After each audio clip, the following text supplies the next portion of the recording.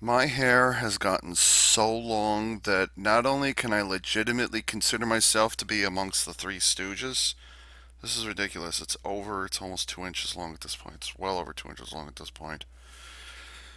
But for the first time in my entire life, I now have to contend with the fact that my hair is now gathering in the shower drain, in the shower strainer. That, believe it or not, folks, that is such a foreign concept to me. Like my foot brushed against the drain the other day. I'm like, ugh, who's been in here? Oh, wait, I've been in here. Oh. So, like, let me put it to you another way. The hair up here is now legitimately longer than the hair down there. I need a haircut. It's actually getting difficult for me to go to sleep properly because I was like, gotta turn my head and just. And you can see, like, just in the last month, look at this. Look at this bush. And the baldness, the beginnings of male pattern baldness. It's shown here. This little thingy, little triangular things here, and I'm not sure how well it shows up, but right here, actually, it's right. Does that help? Can you guys see it? These are actually standing out more. Now, fortunately for me, I'm 6'2", so I don't have to worry about people literally looking down on the top of my head. I don't have to worry about that. But like when I point a camera at it and I look at it in editing, I'm like, ooh, So I need a haircut.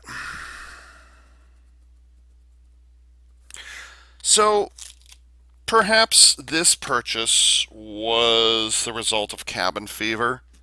To be fair, I don't get out of the house much as it is before the pandemic happened, so whatever.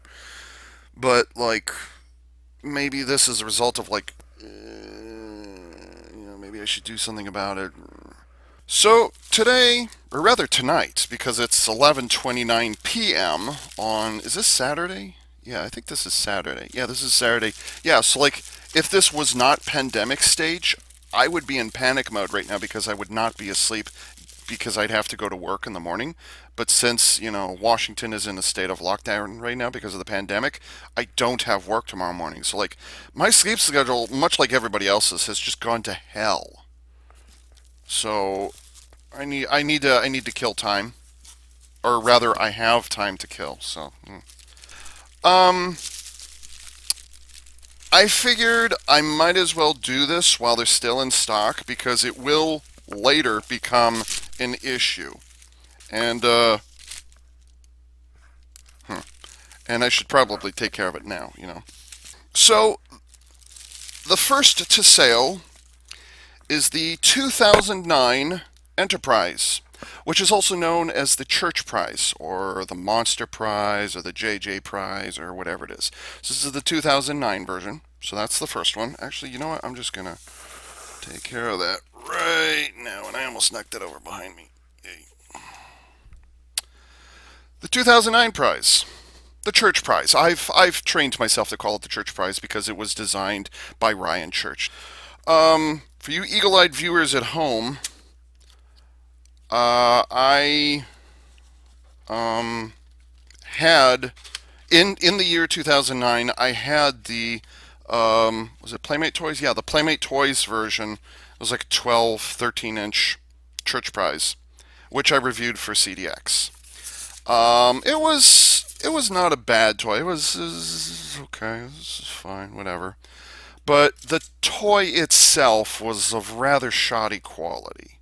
I mean, the sculpting was okay, but it wasn't anything particular special. And about 4 or 5 years after it's just sitting there upside down with the display stand next to it, because the display stand, the friction on the ball joint was had just worn out completely.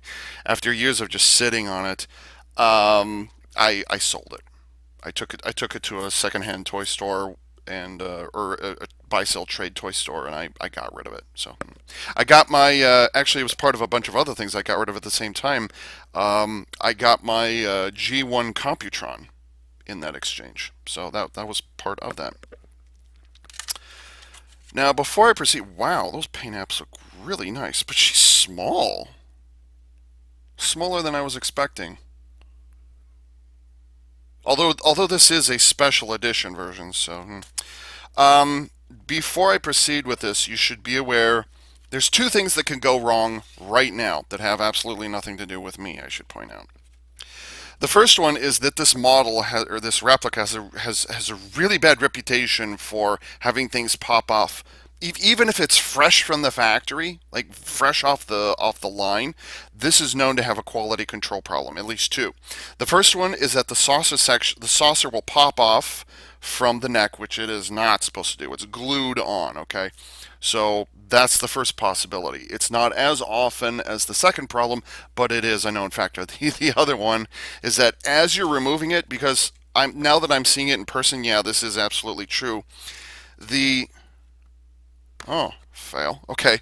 The nacelles, the warp nacelles, are so close together, but it's also that where they're attached to the pylons is such a narrow spot. There's obviously not a lot of space for the glue, more glue to work on, that when a collector will stick their fingers in there and try to pull it out of the box, just the sheer just because and I can tell you right now, I can't get two fingers. The nacelles won't fit to either side. So if I try to get my fingers down in there, because the legitimate place you want to grab, what your instinct is you're grabbing out of the box, is you want to grab it like this.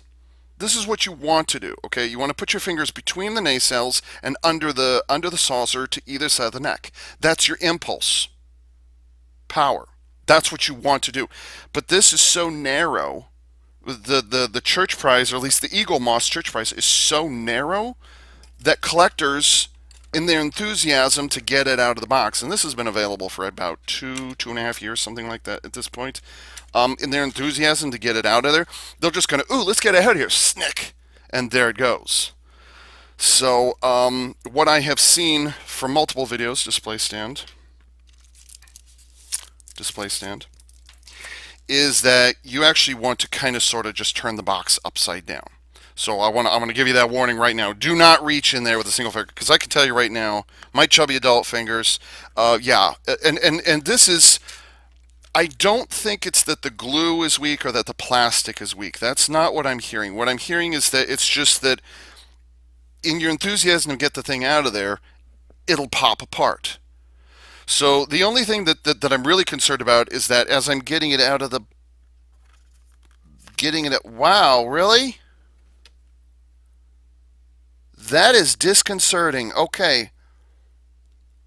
I'll address that one if I get it out. When I get it out. Wow. I did not know that. That's straight up quality control. Wow. I did not see that. I haven't even touched it yet. There's with the how do I do this without looking disgusting? So you've got the pylons, the wings, or whatever it is. You've got the pylons, and then you've got the nacelles attached to them. And again, this spot right here is really narrow. So I'm looking at it right now, and it looks like the molding for the pylons is tilted oh so slightly this way. Or at least the gap here is off center. Like you would expect it to be flat like this, but from what I'm looking at here, it looks like it's actually, and I'm deliberately doing this, off center. It's tilted downwards, even though it's supposed to be flush. I'm looking at it right now, and that is just sabotage waiting to happen. Wow, I did not know that. Okay, this might break regardless of what I do. This may break regardless of what I do. Okay, I did not know that. Is this going to be true? Okay, so I'm verifying just with a little lightweight pressure. Yes, the nacelles are still attached. They are still glued in place, and the neck is attached. Oh, I got it out. How about that? I got one finger directly underneath the impulse engine. It worked. How about that? So after a lot of talking, let me see if that's true. Okay, it might just be the angle, which, wow, this is tiny. I suppose special editions are like that. This is like 8 inches. I was expecting it to be 10. Huh, okay. All right. So here's the Churchprise. Of course, the base of the top of the neck, where the neck attaches to the saucer, is really wide. It's like the Galaxy class, has a really wide the base where the saucer attaches to the neck. So that's all well and good. So here is the Churchprise once again in my house. Well, technically my parents' house. I just rent a room, so I was debating whether to set the format of the screen to make it widescreen, like 16 by 9 or whatever, but like I still kind of prefer the old 4 by 3. That's still fine for me. Anyways, yes, here is the Churchprise in all of its glory. And I do say glory. Aside from two bugaboos, which I will get into here a little bit later, I was not hugely upset with the Churchprise. I already did this whole thing. I already went over a bit of it when I reviewed or when I unboxed I guess, yeah, it was an unbox. I unboxed the STD Enterprise. When I unboxed that, I kind of went over this. So, and at that point, I wasn't planning to get it. Like I was aware of this, but I was like, I don't want to get it because I don't want to support the Kelvin timeline. But on the other end, I already had two ships from Eaglemoss that I purchased on the Kelvin timeline, and I have the STD Enterprise. So I'm starting to look like a hypocrite at this point because I've got three expensive kits, and one of them I actually paid more than MSRP for it. So, I might as well just go the whole route and just get another one. Because, like, again, I don't mind the Churchprise. Churchprise is fine in my book. I've got no problems. Those are raised, really? Well, they weren't. The interesting thing for me is that I had the 12, or was it the 13, the 12 or 13-inch Playmate Toys version of the Churchprise, so I can actually compare and contrast the details that they've got on here. And just the way that things are not painted. Oh, that's weird. The back of the nacelles are not painted at all. Or it's not that they're not painted, but like I expected them to be colored. I expected them to be painted, and they're not. It's the gray of the rest of the ship, or whatever it is. It's the pale, very pale gray. It's almost a tan. Here's the other thing I'm noticing. The Aztec pattern is more prominent than I would just expect for a brand new ship, fresh out of space dock or dry dock, I guess. Wow, that's a really uncomfortable seam line right there in the middle of the engineering hall. That's very awkward because it goes between it's the seam line is part of the pylons. Is that right? Yeah, the pylons, but it goes around the shuttle bay. Actually, it just curves along the top of the shuttle bay, takes the doors with it. That is weird. That is really weird. That's a really unfortunate seam line. But then, like along the side here, that's pretty darn obvious what that gap is. But then underneath, they hide it really well because it actually goes underneath whatever this curvy structure is right here. Like I don't know what you're supposed to call that, but it exists. Whatever. Boy, I am really concerned about how tiny those the mounting points where the nacelles meet the pylons. That's worryingly thin right there, and I can actually see. Yeah, they could have engineered that a little better.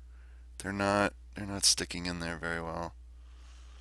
That's really unfortunate. It's weird. They've got windows that are painted, but then they also have windows that are molded that don't have paint filling in the portholes. That's strange. I wonder why they made that choice. And there's one obvious, I mean, like really obvious um, detailing or paint detail or not paint detail, but decal application that's missing.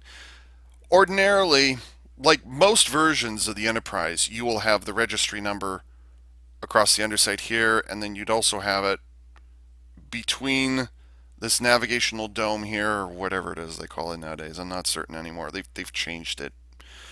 On the other hand, they've never really defined very well what that dome on the other side is supposed to be. So, anyways, behind this dome, you'll usually find the registry number. If you look at the Constitution refit in the motion picture, as it does as it does that slow pass by, whatever it is, right under the. What the hell? Oh no, it's not. Okay, I goofed. I was seeing it weird.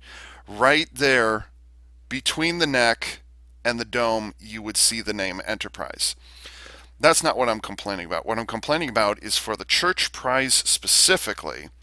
The registry number or name was moved from here to underneath the engineering hull. But as you can see here, that decal that's supposed to have the registry number, NCC 1701, that's missing.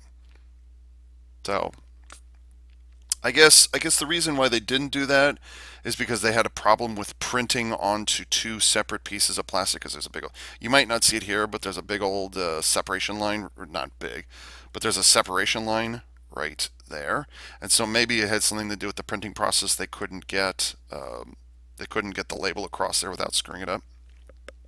But anyways, um, oh yeah, I was talking about the Aztec pattern. I'm gonna move this down because I need to scratch my nose because reasons. Because my headset's not fitting me properly because I need a goddamn haircut. So, anyways, the Aztec pattern looks really nice.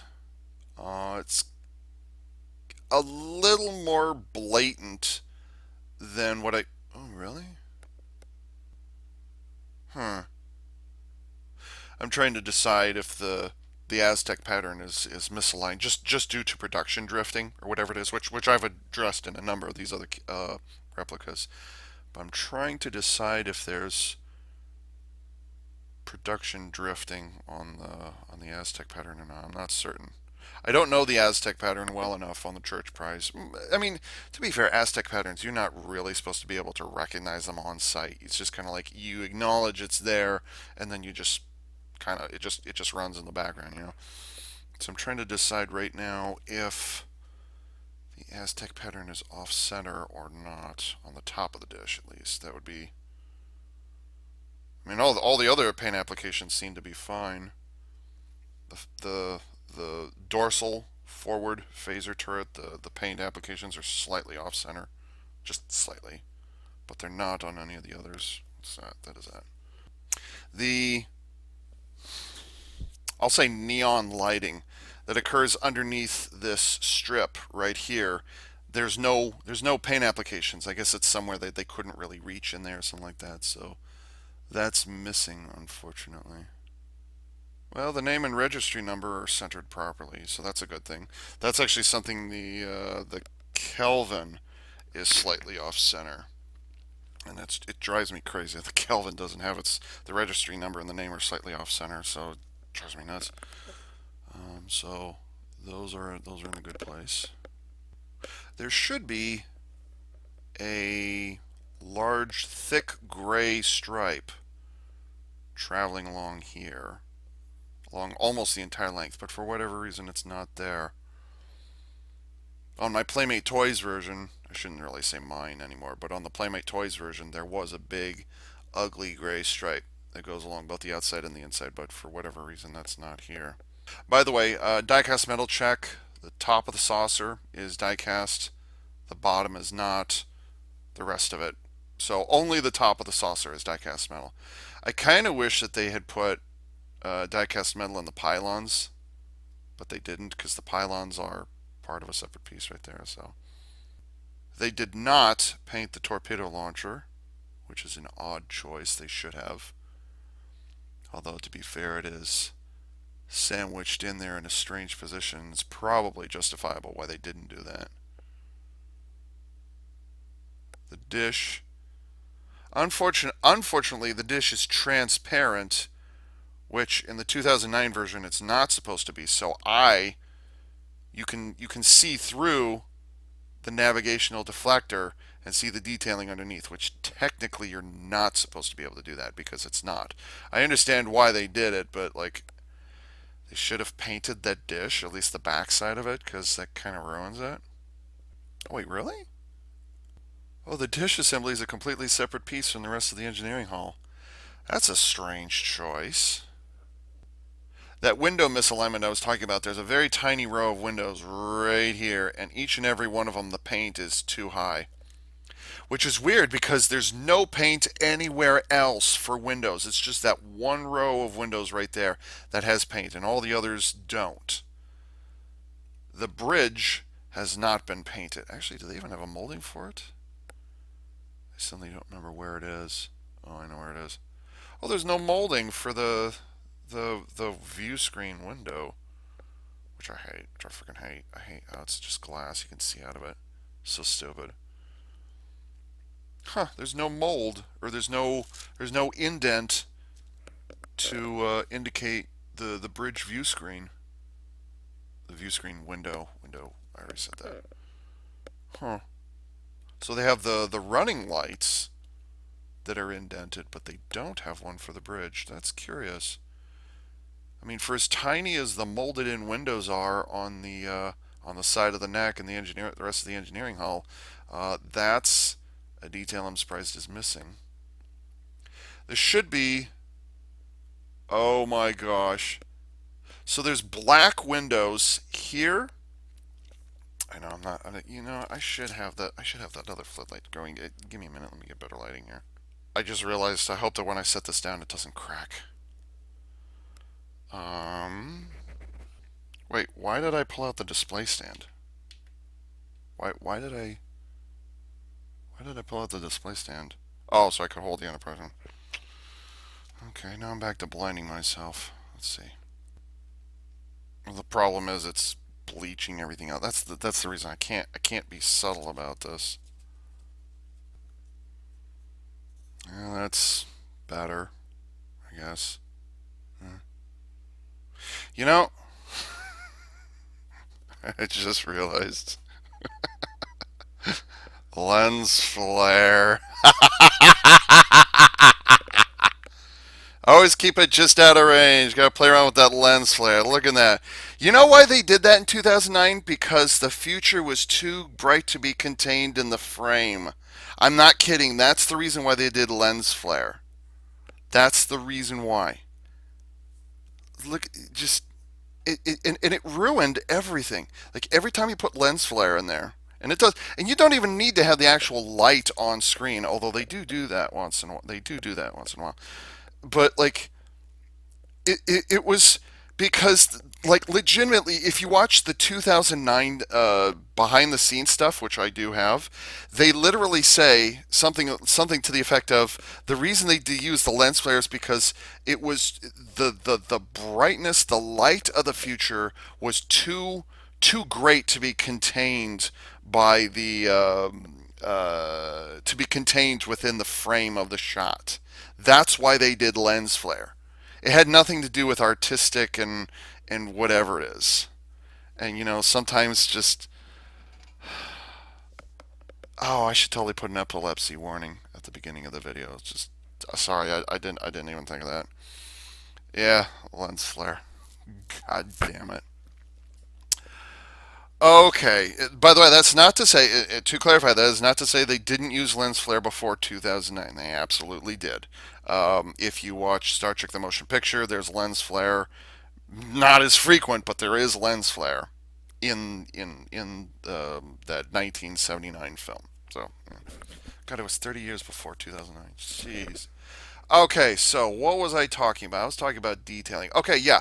The there's two different colors for windows here, which I don't know why they did that. There's the black windows along the. God, that just washes that out. Oh, that's terrible. Unfortunately, I can't.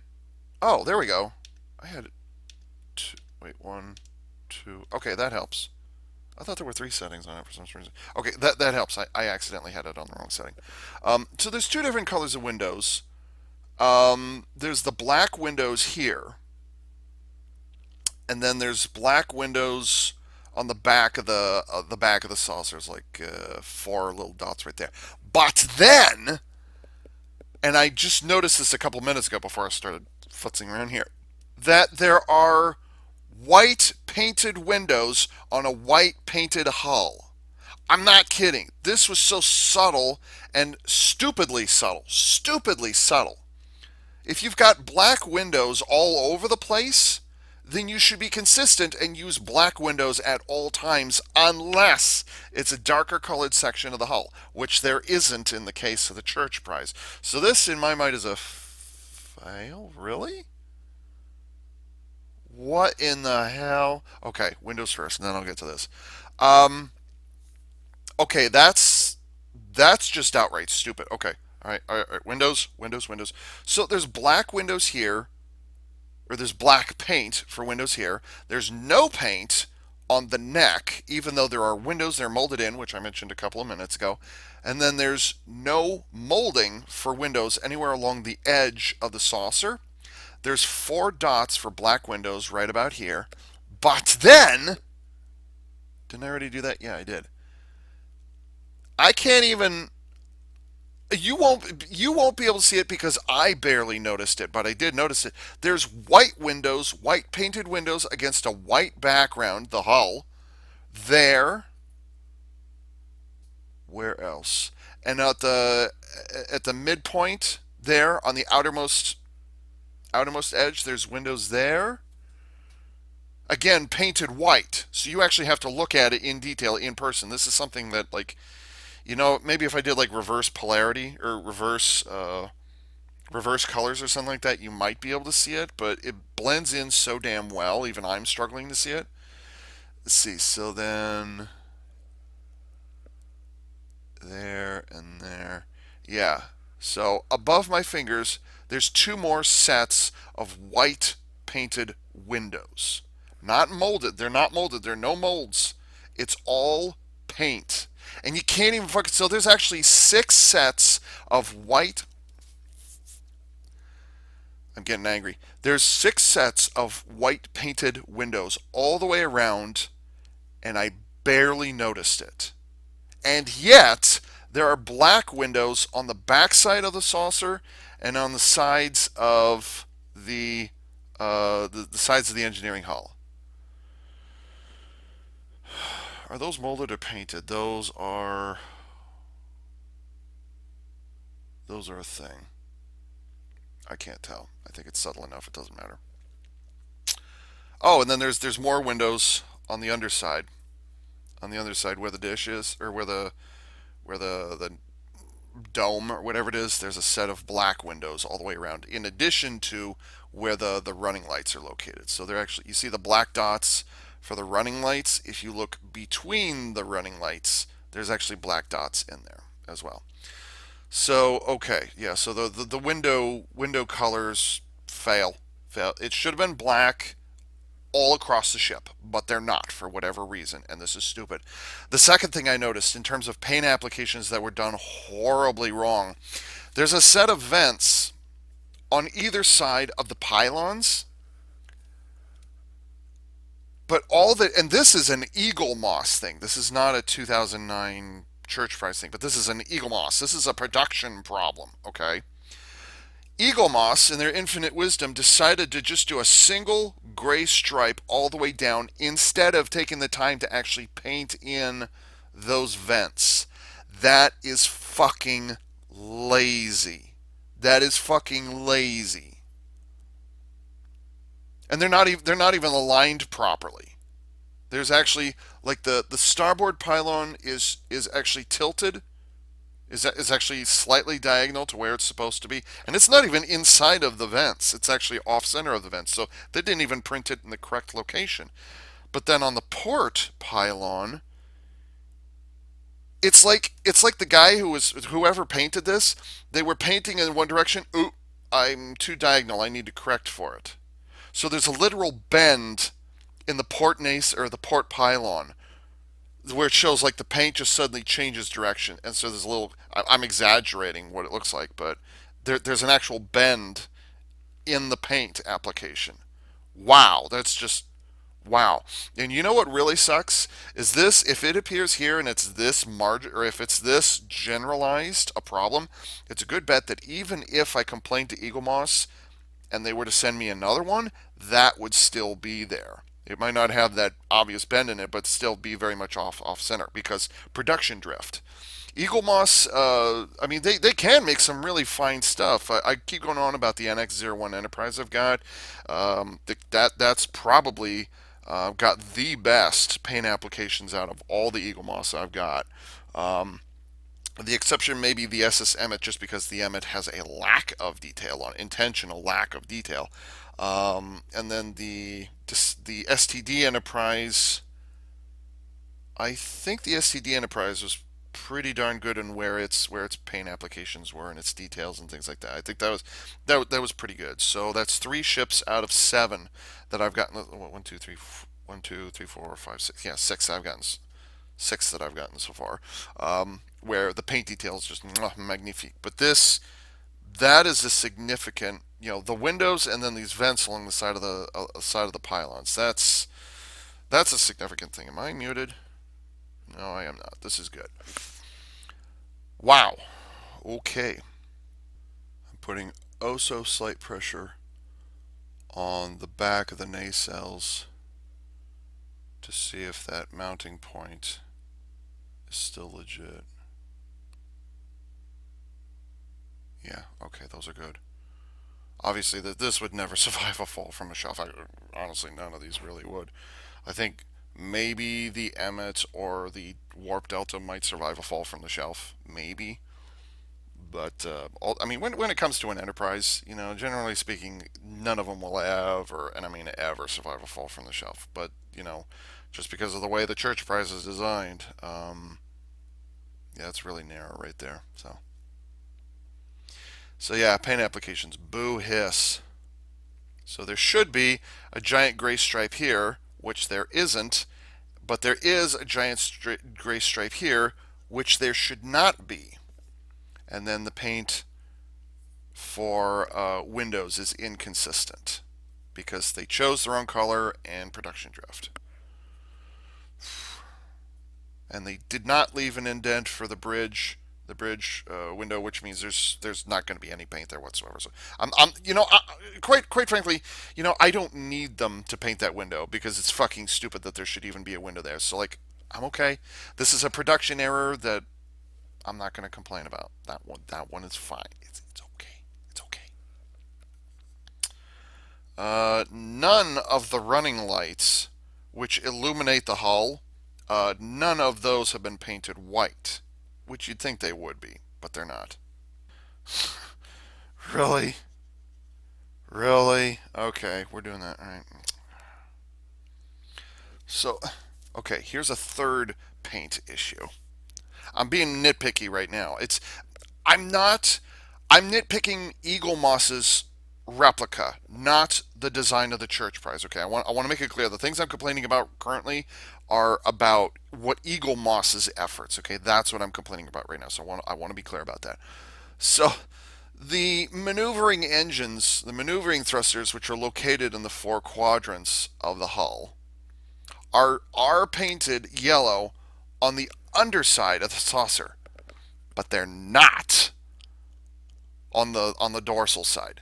So even though there are indents for the maneuvering thrusters, on the dorsal surface they're not painted at all. Like they're painted hull color paint. They're not painted yellow like they should be, like they are on the underside. Wow. I'm almost tempted to have to send this off to somebody and see if they could do pay a commission to see if somebody could paint in some of these details because this is ridiculous. It really is. Did they get that right? Yes, they did. Did they get that right? Yes, they did. Okay, so there's a little bit of what's it called, flashing. Yeah, I think that's called flashing. There's a little bit of flashing on the. Let's turn it this way. There's a little bit of flashing on the inner side of the nozzle, I guess, the exhaust nozzle or whatever it is on the inner side of both pylons right there. So there's a little bit of flashing there, which that's going to happen. It's noticeable, but not unexpected. I think somebody just trimmed it incorrectly or something like that. I don't know how they did it, but like, eh. Trust me, the flashing and the spurs, whatever it is that appeared on the 2009 Playmates toy version, was a lot worse than what they've got going here. It's a lot worse, and it was a lot more noticeable. And by the way, how the hell is it? Can they remembered to paint this hatch on the other side yellow? They painted the yellow on the maneuvering thrusters on the ventral side of the saucer, but they didn't paint them on the top. The hip, just what? Okay. And they didn't. And a fourth one is they did not paint the torpedo launcher. The torpedo launcher that was so prominently used in the 2009 movie, not painted. That's a gaffe. I mean, there not only can you see where the torpedo launcher is, but there's a sufficient indent in there that you can see. You may not see, you cannot see the individual torpedo tubes because there's two or one. Actually, I think there's only one torpedo tube launcher. I don't remember. I haven't seen 2009 for quite a while. Um, I'd say at least 7 years since I've seen that movie, maybe. Um, yeah, they should have painted that torpedo launcher, but for whatever reason they didn't. And there's a vent immediately under the torpedo launcher that should also have been painted gray or something, but I don't know. Okay. The vents on the side of the pylons are in the right place and they look fine. It's just the paint, the way they painted those vents is just so lazy. So lazy.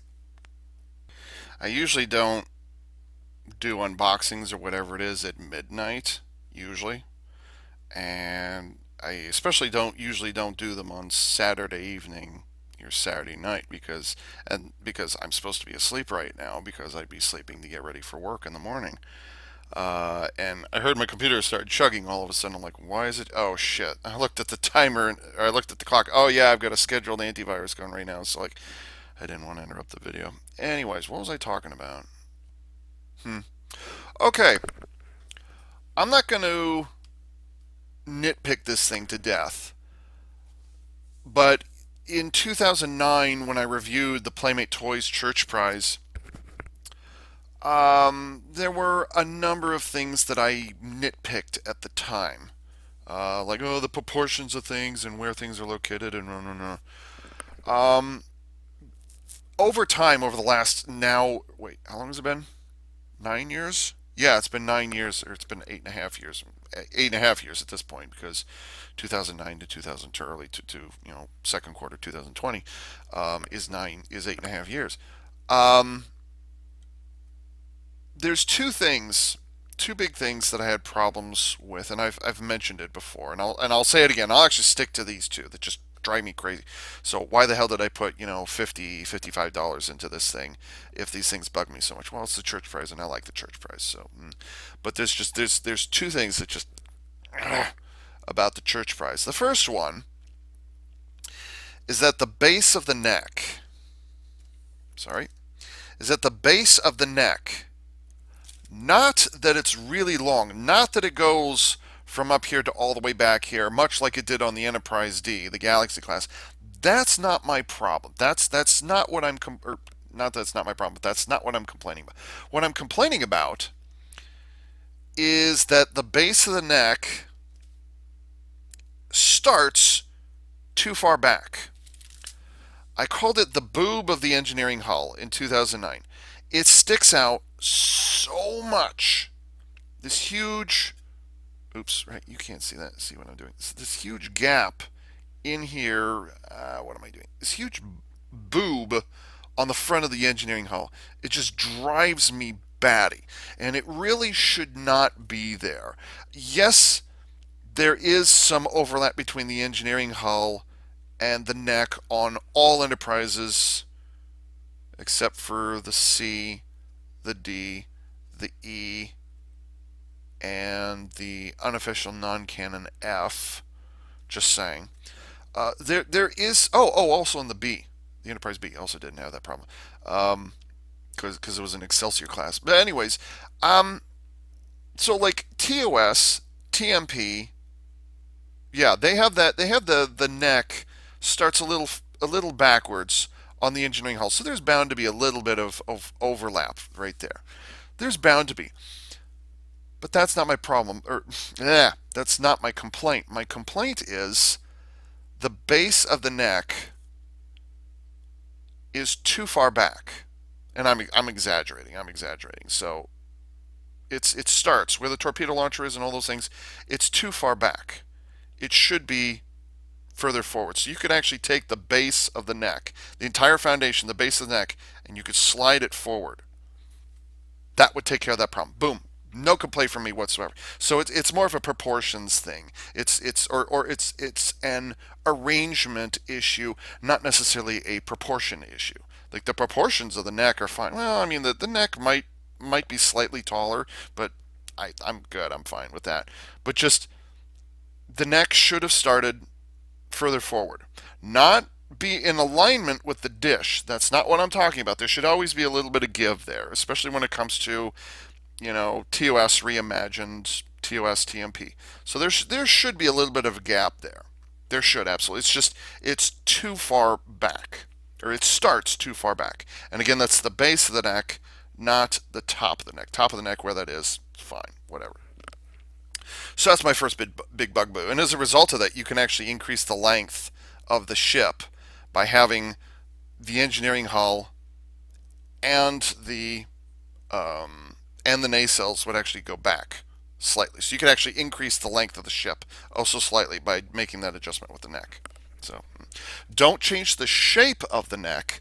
Don't change the proportions of the neck. Just change where the neck is located. That's my first complaint. My second complaint is actually something that most people, well, I've heard a couple of people complain about this since, but when it originally came out, they were all on about, oh, it's the monster prize and it comes from an alternate timeline. So the other problem I like, and I've said this before as well, I really like the kind of Enterprise D styled swoop of the nacelles, or I'm sorry, the pylons as they come down and integrate themselves into, like, the shape of, actually you can see the shape of it's really nice the way it's framed there on screen, because you can see there's the shuttle bay here and there's a little bit of the shuttle bay on top. Oh, that actually helps for me to do my finger like that. It swoops really nicely into the trailing edge of the pylon, goes all the way into and integrates into the shuttle bay here, or the side, the underside of the shuttle bay. I really like that. That's an Enterprise D feeling to it. That's a very satisfying swoop like there, right there, and it actually does conform to the rest of the artistic style of the thing here. But that's not my complaint. My complaint was and is that the nacelles. Actually, I don't think I've shown this view yet in this video. The nacelles are too close together. They are too close together. They need to be further apart. They should be. I don't know. I mean, looking at it from a front view, and I've actually killed a lot of the proportion here. Like if I get way up close, oh, you might be able to see. Let's see. Where's the camera? Where's the camera? There's the camera. Looking at it like this, you can't really tell the difference because you're really close to the saucer and whatever it is. But if I pull it back here, while the nacelles are about 45 degrees from each other, they're still way too close to each other. And so then, just in my opinion, they should be farther apart, which is ironic considering the Discovery, or oh wow, I'm sorry, I said it, the STD Enterprise, the nacelles were deliberately wider because the neck was shorter and it forced the pylons to go outwards farther. So actually, the nacelles are actually unusually wider. They're beyond 45 degrees, and I went over this when I unboxed this thing. The nacelles are actually wider apart. than they were on the TOS and the TMP. They're a lot wider, and I liked that change. It was subtle enough to make it different. Like okay, they kind of flattened the ship. They narrowed the height a little bit, and as a result, they had to bring the pylons out to either side. I'm like, okay, I can live with that. That's fine, whatever. So I'm not opposed to having the pylons be unusually wider, but you can only tweak that's a small tweak that John Eaves and company did to the STD Enterprise, where it's oh so slight. You barely notice it unless you're looking for it. We trekkers, we love to look for those details. For the most part, on screen, as the ship is whizzing by with all the lens flare and the camera shake and the Dutch angles, yeah, Dutch angles, there it is, Dutch angles in the Neva Unit 4A video, hooray! With all that stuff that's happening, you're not really gonna notice that. They're oh so slightly. They're just beyond 45 degrees. You're not gonna notice it. You're also not really gonna notice that the neck is slightly shorter. And the same thing here. The same thing here. The neck, proportionately for the Churchprise, is actually a bit shorter. It's a bit narrower. It is. It really is. But what ended up happening, actually, the Churchprise kind of goes in the opposite direction. Instead of shortening the neck and then bringing the nacelles outwards, like the STD Enterprise did, they kind of went the opposite direction. When they shortened the neck proportionately, when they shrunk down the neck, what ended up happening is that they kind of stayed at 45 degrees, but then they realized, oops, those nacelles are sticking way, way, way above the saucer section. That's a problem. So what they did instead is they shrank down the nacelles, but what ends up happening, or I'm sorry, they shrank down the pylons. They made the pylons shorter, but then what ended up happening is this looks awful. So rather than having the nacelles, the big tubes, having them stick way out here like this because they shrank down the saucer section, or I'm sorry, they shrank down the neck. What they did instead is they just kind of kept bringing it down until it was just above the saucer section.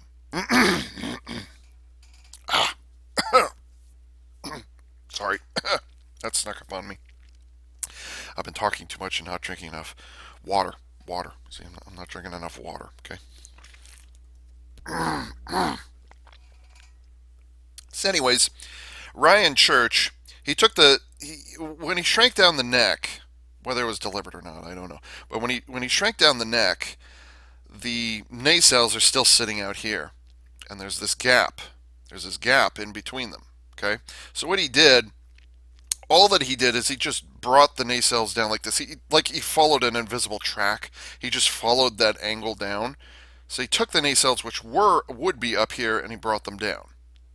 That's what he did. The problem is, when you bring them down like that, they get closer together. That's the problem.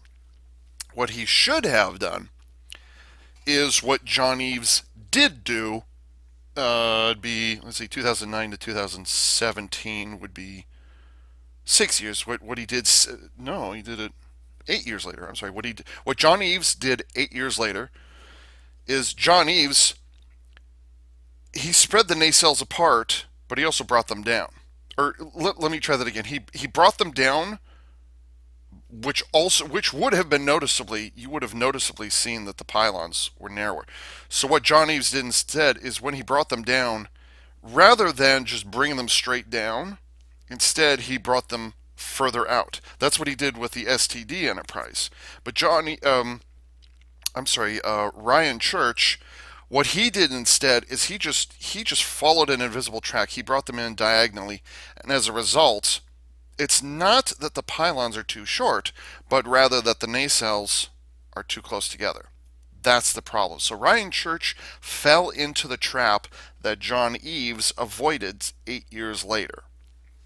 So that's the problem I've got with the Churchprise. The nacelles are way, way, way too close to each other. I wonder if I could do a graphic over there of like the STD Let's see. It'd be the STD Enterprise, the Churchprise, and the TOS Enterprise right next to each other. But also do it this way. And keep in mind these are not in scale with each other. Believe it or not, the Churchprise is about 700 meters long. 700 times 3 is 2,100 feet? No, no, no, no. That's not right. Or maybe it is. Yeah, because so that 200. Yeah, 2,100 feet long. That's how long the Churchprise is officially. It's like 700 something or other feet. And the by the way, the proportion or the sizes here um, is because this is a special edition and this is an XL edition. So Eaglemoss they don't make things in scale with each other, so disregard. But you can see if I overlap them, well, that's kind of unfair. Oh, they're touching. You can see that the nacelles, the difference in the width of the nacelles proportionate to the rest of the ship. You could see that the nacelles are too close together. They're too close together on the Churchprise. It gets you can only modify the crap. What's his name? Matt Jeffries' original TOS. You can only modify it so much before people start saying, before truckers start rejecting and saying, no, that's not the Enterprise, that's not the Enterprise. You can only mess around with where things are located. You can only do that so much before truckers start complaining, it's disproportionate, whatever. I like this because it keeps the proportions and it keeps everything right where it should be. That looks weird. But if you mess around with the proportions too much, then it becomes a problem. So that's one of the problems. It's not the proportions of things, it's the arrangement, where things are located. That's the problem I've got with the Churchprise. So like the kind of not really Art Deco. I guess it's supposed to be a hot rod. If the Enterprise were a hot rod, that was what Jar Jar Abrams said. The proportions are not bad. How big the saucer section is, how big the engineering section, how big the warp pylons are. That's not a problem for me. That's not an issue with me. What is an issue is where they're located. That's the problem. So the neck is should be pulled further forward, and those nacelles are way too close. Now, to be fair, the nacelles do peak up just above the saucer section. You're supposed to do that. That is correct. That's something that the Enterprise Echo screwed up. Just saying. Um, but they need to be farther apart. That's the problem I've got. I do not know off the top of my head if Sean Hargreaves, who redesigned the Churchprise, I guess it's the Hargreaves Prize. I don't know how you would say it. The Beyond Prize, I guess is what you would call it. For Star Trek Beyond, I don't know if he changed the location of things. Now he did some tweaking to this design, and I will never ever ever buy um, the Sean Hargreaves version of the Enterprise. I will never do that because it kind of took the stuff that I liked about it, and he very weirdly changed the proportions of it in such a way that like it really pisses me off what Sean Hargreaves did. I know why he did it. I just don't like what happened. I don't like that it was changed. Yeah, I don't like change. That's not it. When you change and I said it just a scant few minutes ago, if you change the proportions of things and where things are located, eventually it gets to a point where that's not the Enterprise. That's not the Enterprise. You kind of get to the point. And to be fair, a lot of Trekkers did exactly the same thing. They had a lot of the same complaints when the Enterprise D appeared in Next Generation. One of the big complaints is that the nacelles were really, really tiny. The saucer was really huge, and it wasn't a circle. It wasn't a circle like this, but rather it was an oval. And the engineering hull was really flat. And it was really short. So the Enterprise D is not like now. At this point, the Enterprise D is iconic enough that we Trekkers have called down about it. Yeah, there are still people who don't like it, but you don't hear nearly the amount of complaining now that you would have heard in 1987 when Next Generation came out. So this goes just under the radar for me in terms of the proportions and where things are located. It just passes by. Where it doesn't work for me is when Sean Hargreaves, and I'm not yelling at him. If anything, I would direct my discontent at the director, Justin Lin of Star Trek Beyond. That's where I would direct my discontent. Um, Sean Hargreaves was credited with redesigning the Churchprise, and so that's why I mention his name so much. The neck is super skinny, and the pylons are tilted backwards at a really weird angle because the internet didn't like this thing here that I enjoy, that I liked about it. So he tilted the whole thing backwards, and then as a result of that, he shrank down. You can't see what I'm doing. As a result of tilting the pylons backwards at a weird angle, he instead he shrank down the size of the nacelles, which God damn, I hate that version. So, yeah, I will never ever get the Hargreaves Enterprise, or the Beyond Prize, I guess is what you want to call it. And that's right up there with the Beyond Prize A, which should I talk about that right now? I don't know if I should. I'm gonna skip that. I'll skip that just because it's so radically different. I'm not gonna mess with the Enterprise A, or at least not the Kelvin Enterprise A. Wow, I spent 20 minutes on that rant. Well, to be fair, I haven't talked about it for quite a while. I mean, like, I haven't talked about it for 8.5 years, so, I kind of had to. Something else I just noticed, back to the subject of paint applications, or lack thereof. I mentioned earlier there was a mysterious lack of light blue, kind of neon light piping, or not light piping, but wrong word. Indirect lighting. There should be a strip of indirect lighting, of neon indirect lighting along the spine of the whatever this thing is, but there should also be indirect neon lighting along this line here. You should also see neon lighting there, but there's not. You should also see neon lighting at the back of the nacelles, which is weird because the only detail they got right is the Bussard collectors at the front of the nacelles. That's the only thing they got right, which I haven't looked at in detail yet. Let's see, did they paint that? No, they did not paint that. I am disappointed. Oh God, there's a fingerprint. Why?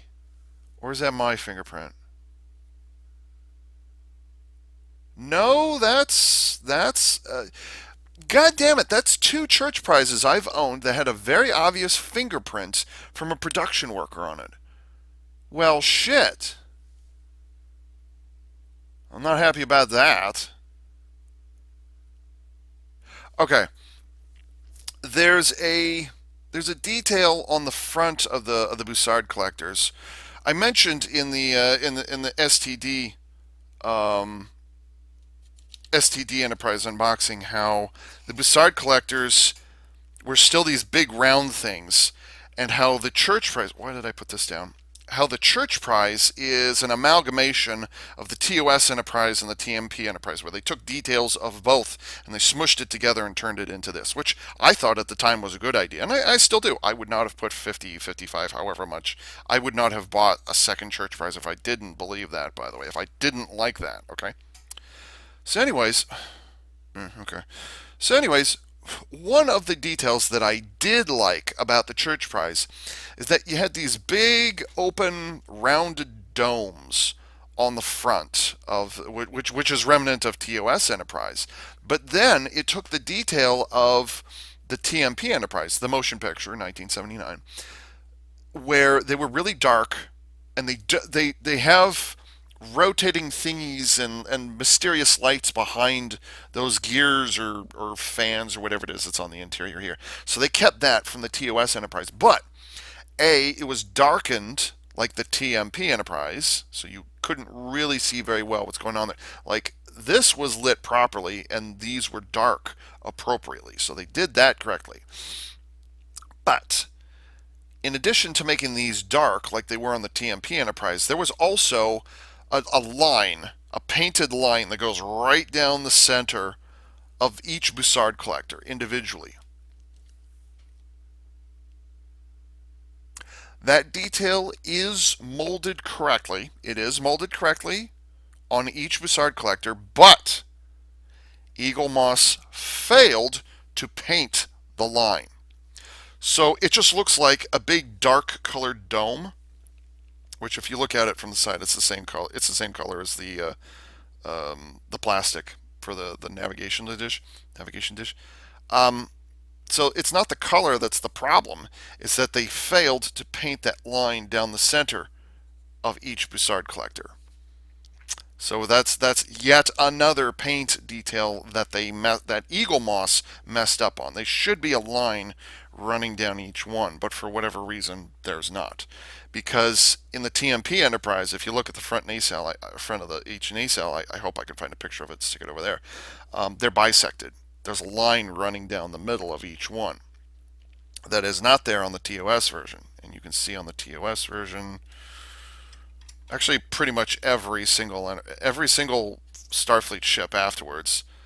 The front of the nacelle where the Bussard collector is has no there's no there's no bisection. It's not been split in half or whatever it is with some sort of metal beam or whatever it is they put in there. That's not what they did.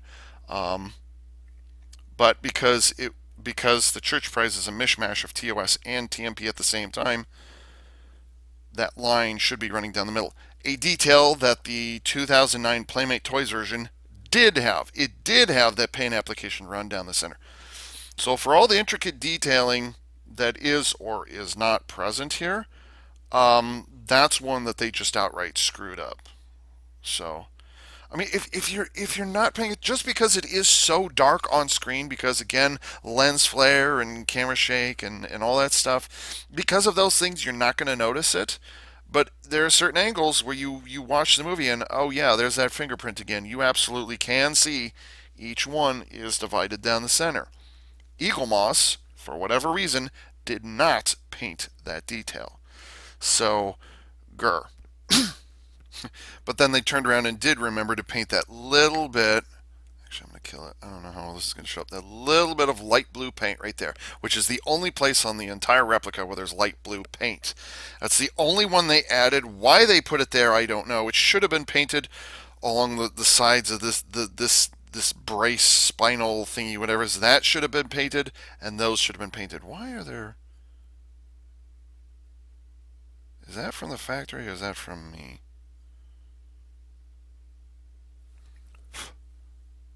I think that's just dust from me. Although how it got on here so quickly after unboxing, I don't know.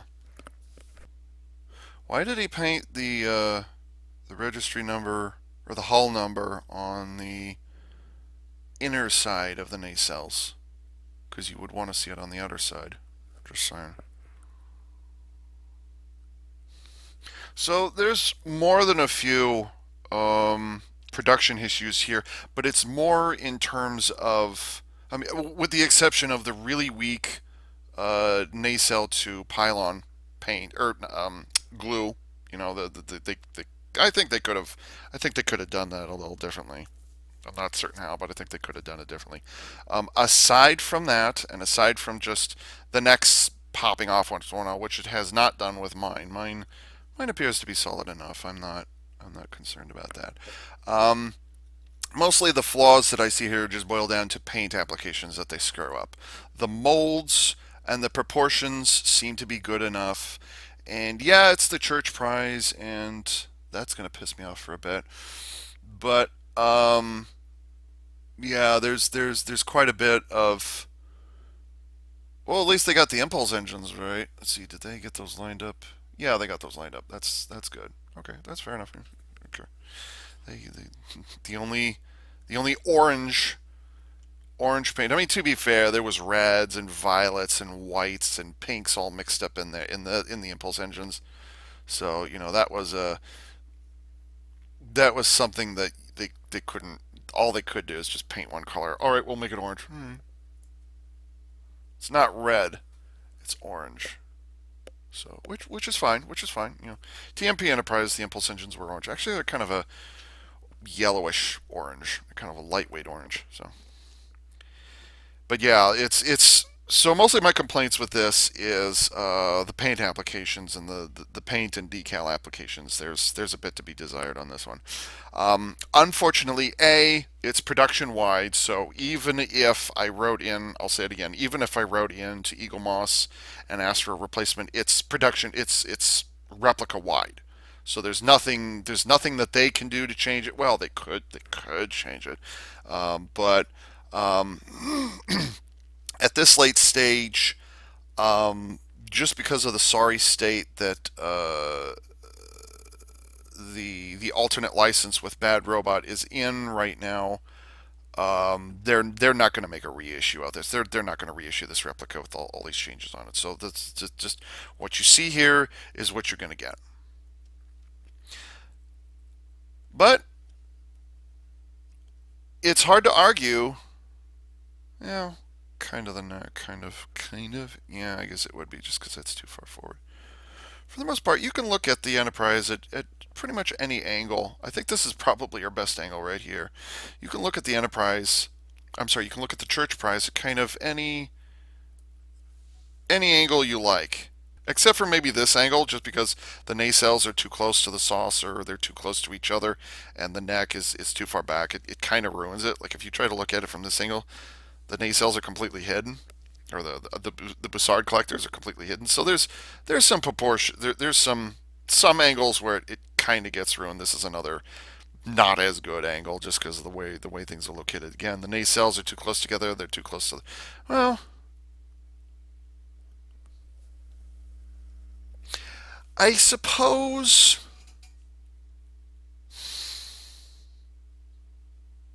I suppose one of the complaints that I had, in addition to the nacelles being too close to each other, is that the nacelles were too close to the saucer.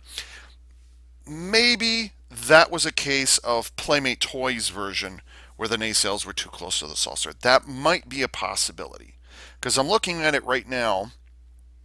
And again, it's that thing where that I've mentioned. This will be the third time I'm mentioning it in this video. It's that thing where you can only mess with the proportions of things and the location of things so much before it stops being an enterprise. Um, as far as this is concerned, I think the nacelles are far enough away from the saucer that I'm not gonna make bones about it. And the only reason they're too close is because the nacelles are too close together. That's kind of the main issue. If you were to widen if you were to make the pylons wider, or yeah, if you were to make the pylons longer, spread them out, then this distance here would not be as much of a problem. It wouldn't be as much of an issue. But looking at it from the side, it's like okay, it's fine. I kind of see what he was doing, or what Ryan Church. I see what he was doing when he was trying to make it kind of a hot rod. The the sweeping lines that curve downwards.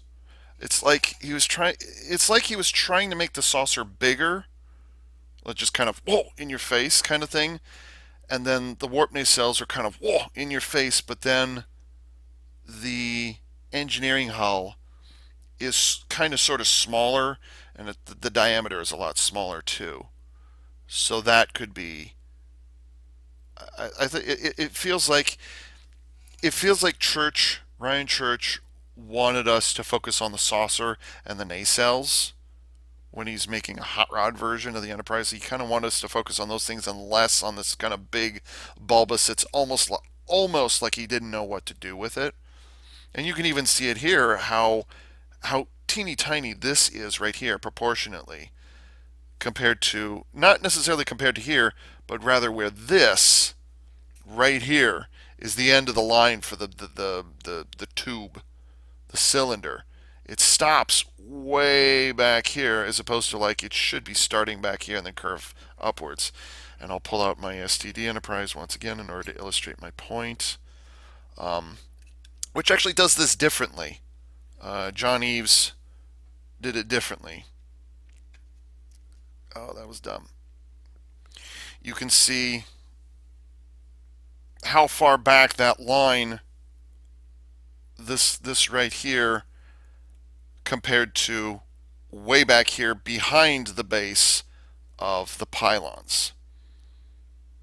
So an argument can be made, and actually I would agree with this one, that the shape, just the general shape of the engineering hall on the Church Prize is a bit of an issue compared to, just for argument's sake, the STD Enterprise, where this was stretched out a lot more. So, I mean, for the most part, I like the Church Prize. But it's just that it's those two things. The base of the neck is too far back and the pylons are too close together. That's kind of the big problem I've got. But beyond that, for the most part, I'm not opposed to the Church Prize. For the most part. For the most part. I mean, I could nitpick every single little detail. Oh, it's too big, and oh, why does this flow into here, and why does that I've heard in the last 8.5 years. I could nitpick it in that regard, but I'm not going to because there's no accounting for individual taste. I pick and choose my battles, and it's not that I've given up on these arguments. It's just like I'm not a fighter in this argument. I'm not gonna fight. I'm not gonna argue with most of the things that people have problems with. Um, I'm not gonna complain about she's bigger than the Enterprise Echo, or the Enterprise D. I'm not. I am nowhere near that argument. I'm not even going to mess with that. If anything, I would say that the reason, like, she's bigger just because she's in the big screen because Jar Jar Abrams just thinks that way. I'm not going to get into it here. But one bonus to having a bigger ship proportionately, just overall a bigger vessel, is that the shuttle bay had more than enough room to have not one or maybe two shuttles right next to each other, but literally had enough space for like 10 or 12 shuttles stacked on top of each other. The shuttle bay has two levels to it, and they actually park, they ass back towards the outside of the hull so that if they have to take off in a hurry, they could just zoom. Actually, I'll do it this way. If they have to take off in a hurry, they could just zoom out and then they can zoom out. That's one of the things about the Church Prize that I love is how big and functional the shuttle bay is. I love the hell out of the shuttle bay. I think it's just one of the greatest things ever on the Church Prize. So um, that's one of the advantages of the Church Prize is that it has a huge shuttle bay that they could not ever do with any incarnation of Matt Jeffries' version. That's actually something that the STD Enterprise actually beat because it has like 50 or 70 attack fighters and R2D2s in it for some stupid fucking reason. Fuck you, Kurtzman. Fuck you. But that's not a problem here because it's like 10 or 12 shuttles on each level that you can actually see. This is not the TARDIS where it's like infinite space in the interior for reasons and things and stuff and production value and whatever. No, no. I mean, like, you actually look when you're introduced to the Church Prize and the grandiose Michael Giacchino music is playing, and Jar Jar Abrams did his incredibly poor, incredibly impatient homage to the TMP introduction of the Enterprise. When he's doing that thing, which lasts all of like not even 2 minutes. What a bullshitter, by the way. What a bullshitter. You see the shuttle bay. How many layer? How it's there's two levels to it, and it's really wide, and there's like multiple shuttles in there. I'm like, oh my god! That was one of the things that 2009 did correctly. Is they expanded the size of the shuttle bay. It's like we're not going to have one or two shuttles. We're going to have not only 15 or 20 different shuttles all in that same spot that you can actually see on screen. Fuck you, Secret Hideout. But you can actually see that there are different types of shuttles. That was really awesome. I love that. Apparently, the navigational deflector moves. It's like it gets bigger, or there's panels that open up on it, or something. I haven't been able to nail down what they. Oh shit! What am I talking about? I've got the magazine. I wonder if they'll show it in there. I hope they do. Okay, stop putting it upside down. You've assembled the thing. Now use it. Where does this go? Ooh, goodness me. We are scraping plastic here.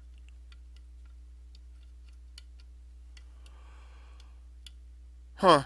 And it actually touches the engineering hall, like deliberately. Hmm. Yeah, that holds well enough. Certainly holds better yet again than the NX01 XL edition I've got. Friction? No friction. Okay. So the Kelvin U.S.S. Kelvin still. Oh yeah, I've got the what you call it? I've got the special edition. I don't know why they call these special editions. I don't know. I'll say it again. I don't know the difference between a special edition and an XL edition. They're both about the same size. And again, I will point out Eaglemoss does not have these things proportionate to each other. That the scales are not the same. So this is this is actually not. This is not canon. Actually, I think it might be now that I think about it, just because like a lot of people complained that the Churchprise, the saucer on the Kelvin, was actually way bigger. Actually, I should do it this way. They complained that the saucer was way bigger, but like, you know what? That's okay because the Kelvin's not necessarily a small ship. It never was. If anything, um, I think will have to pull up a chart. I think I should have a chart over there. You can see the navigational deflectors are almost the same size. Let's see how close can I get. I can get close there. Oops. They're actually like the Kelvin's uh, deflector dish is almost the same size, like oh so slightly smaller. I think it's also a completely different molded piece. The detailing is completely different, so whatever. But uh, yeah, that's not a problem with me. I'm not going to argue that. So, anyways, I don't know why it is. Honestly, I would say the paint applications on the Kelvin are a lot better. A lot better. I say he actually has more light blue painted on it than this does, which is weird because this actually has a lot of light blue, or at least it should. So, anyways, yeah, these are both $50 or whatever it is. Yeah, so yeah, as opposed to the $75 that I paid for the NX01 Enterprise and the STD Enterprise. How much did I pay for the Franklin? Is the Franklin a special edition or an XL? It might be a special edition. I don't remember. So, anyways, yeah, different ships from different eras. Not really. I still kind of like the Kelvin. And again, my only bugaboo is like the engineering hall is too small. It's too the diameter is too small, so it should be bigger. But yeah, yeah, I still like the Kelvin. Her I just realized the Kelvin's warp nacelle, single warp nacelle compared to the Enterprises. I don't know the size differences. The Kelvin is smaller, not by much, but it is a smaller ship. Um, Actually, it is right here. God, I wonder if these are in scale with each other. I'm gonna pull these up. I'm gonna research. I'm gonna research Romany here because that's kind of bugging me, and I know I can think of at least two sites I can look up where I can look up the proportions of the Kelvin and the Enterprise. I'm surprised that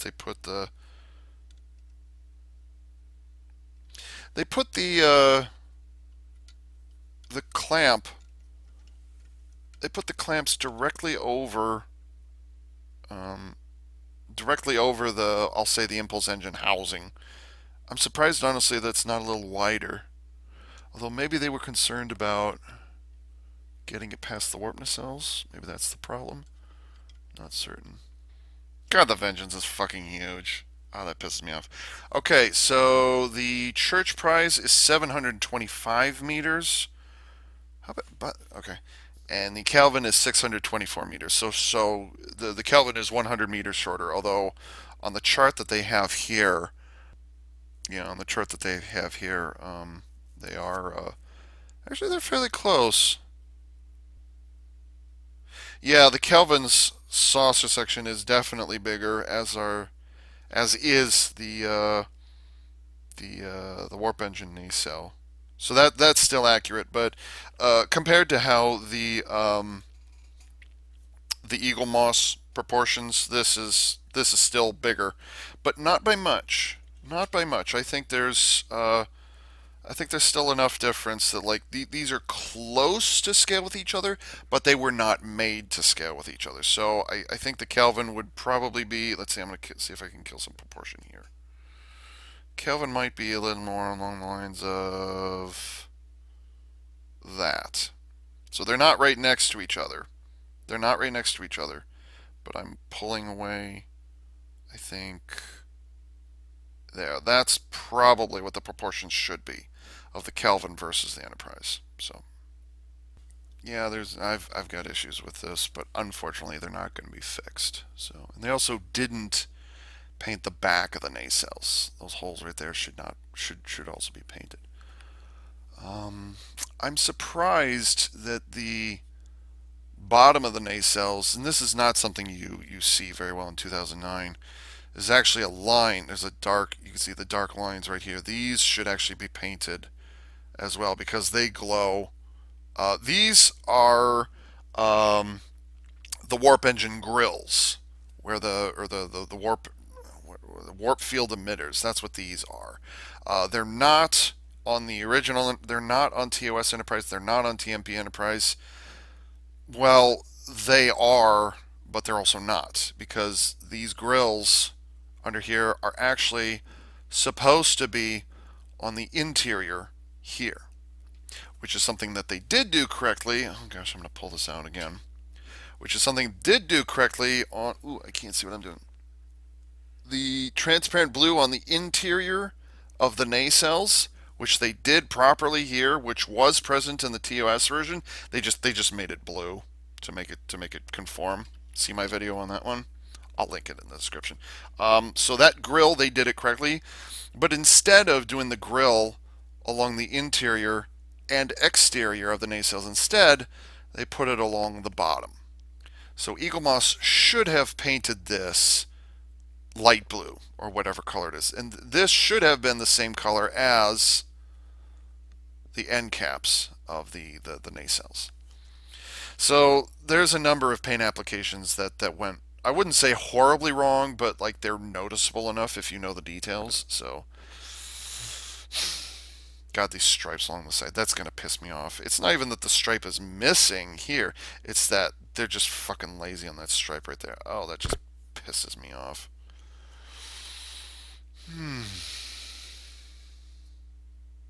But you know, I like the Churchprise enough that I was willing to put $50 into this.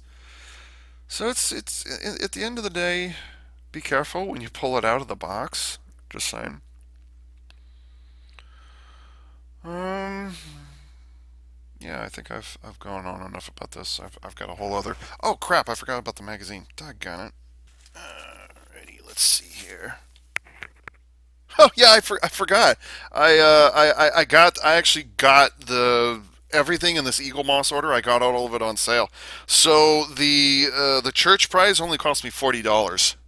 I got it for 10. I got it for $10 less. So yeah, I forgot about that. I forgot that it was on sale. So yeah, that's another reason why I got all of these at the same time, is because well they were on sale. So you know, why not?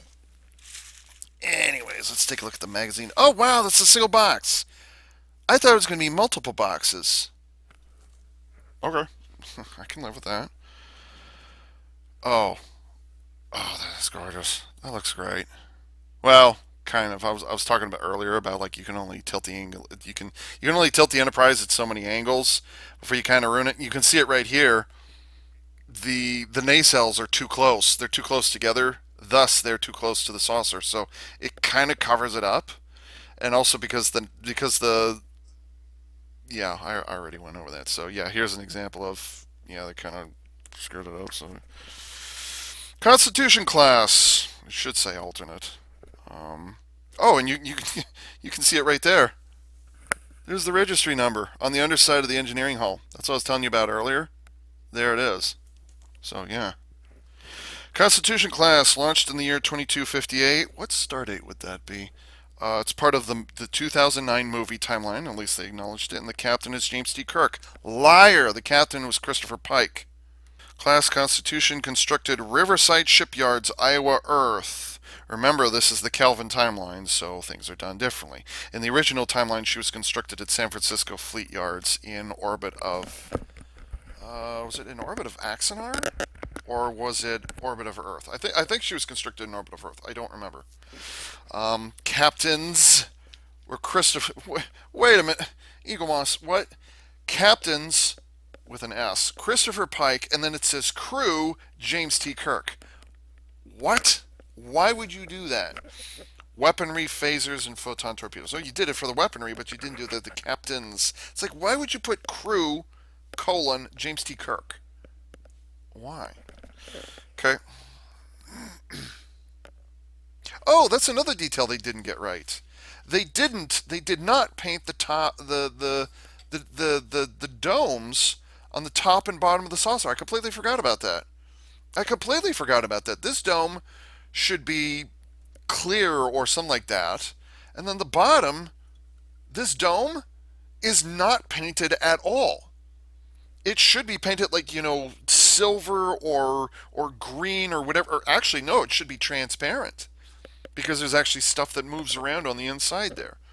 So that's another detail that they messed up, that Eaglemoss messed up on. They could have just painted it, and at least there would have been something there. So yeah, that's another thing they screwed up, and I wouldn't have remembered it if I hadn't looked at it right there. There's almost as many paint application mistakes on this 2009 special edition version as there is on the Constitution refit TMP Enterprise and the Enterprise A or whatever it is. So this is arguably the best shot in the whole movie. Because you've got this and they point this out in the audio commentary. If you look at the negative space between the rings of Saturn, is this Titan? Yeah, this is Titan. No, this is Saturn in the background. Titan, the moon Titan would actually be down here. But anyways, if you look at the negative space here, the empty space around here, that's the Starfleet logo, which makes this a screen cap from the movie. So that's a nice shot right there. I like that shot. The Starship Enterprise as it passes Saturn's rings. During its first 18 months of service, the ship and her crew foiled both Nero and the genetically engineered terrorist Khan Noonien Singh. Yeah, fuck that movie. Fuck it with a straw. After the Romulan Nero altered the timeline, it had a ripple effect that altered many things, not the least the Enterprise, the USS Enterprise, which was now launched in 2258, more than 10 years later than it would have been in the original timeline. I'm not going to get too much into altered timeline trivial details, whatever it is. I'll save that for another time if I remember it. In the alternate timeline, James T. Kirk joined the Enterprise straight from Starfleet Academy and was made captain after he saved Earth. Fuck you, JJ. Fuck you. Ryan Church's concept painting for the new Starship Enterprise, which was sent to ILM, where Alex Yeager, I assume it's pronounced Yeager, and his team completed the design. Having kind of TOS colors on it, which looks very nice. I actually do like that. I kind of sort of prefer that. But I understand why they went with blue. I can understand why they went with unit blue. For many people, the Enterprise is Star Trek, so getting the design of the new version right was every bit as important as casting a new Captain Kirk or a new Mr. Spock. In many ways, redesigning it for the 21st century summed up a challenge the whole movie presented to director Jar Jar Abrams. Somehow he had to make it instantly recognizable, but at the same time it had to be modern and sexy. Well, I don't know about the sexy part, but modern, yeah, I actually agree with that. Again, see my STD Enterprise overview for that one. In essence, this was the brief that he gave to his production designer Scott Chambliss: design a new Enterprise that would be both similar and noticeably different to Matt Jeffrey's original design, which I don't have a problem with. I don't have a problem with that. As Chambliss explains, and I'm not going to read the whole thing again, Abrams stressed that while he wanted to make a tribute to Roddenberry's original series, he wanted to do so without following slavishly in its footsteps. If it's an altered timeline, then yes, I agree. But what he did is far enough away from Roddenberry's Star Trek that it's debatable at best how close he got. So While that sentence is not wrong, it's the end result of the 2009 movie. That's where all the wrong happens. So I'm not going to claim hypocrisy just yet in here, but quote, at the same time, he wanted to embrace the inherent optimism of Roddenberry's point of view. Bullshit. That was a great relief to me, as I was concerned that JJ might take a more contemporary, cynical approach, which he did in Into Dankness. Hello, which he did. It dovetailed nicely with my intention, which was to explore the strongest and most lasting futuristic thought and design. What? It dovetailed nicely with my intention, which was to explore the strongest and most lasting futuristic thought and design from the era of the original series. Someone else's quote. I don't care. With that idea in mind, Chambliss and Abrams gravitated towards 1960s futurism as exemplified by the Finnish-American architect Eero Saarinen.